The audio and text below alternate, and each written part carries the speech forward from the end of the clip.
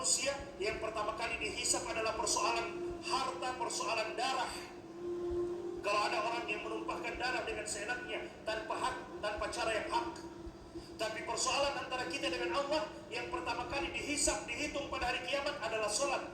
Kata Nabi SAW, "Idza soluhat, soluha sairu amalihi." Jika solat kita baik, maka amalan-amalan yang lainnya juga akan ikut menjadi baik.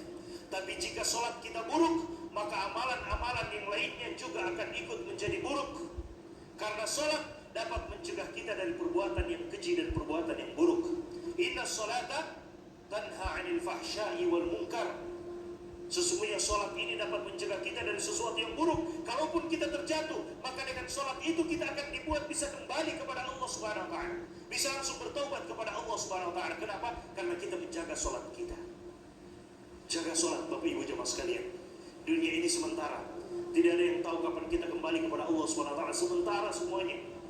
Mungkin kita sudah mendengarkan ada orang yang telah meninggal, dia sudah pergi, tinggal mempertanggungjawabkan apa yang telah dia lakukan dan tidak mungkin dia kembali lagi. Seandainya ada manusia yang meninggal kemudian bisa kembali lagi, maka kita bersantai-santai hari ini karena kita yakin kita bisa kembali lagi. Tapi itu tidak mungkin.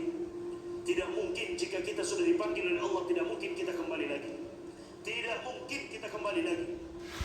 Dan sebelum Allah memanggil kita, maka Allah memberikan kesempatan kepada kita untuk silakan sholat, silakan beribadah, berbuat ketaatan kepada Allah SWT sebelum datang waktunya Allah memanggil dan kita tidak bisa untuk menolak hal tersebut. Bahkan jika ada di antara kita yang mampu membangun satu bangunan yang sangat kokoh untuk melindungi dirinya dari malaikat maut, niscaya tidak akan mampu.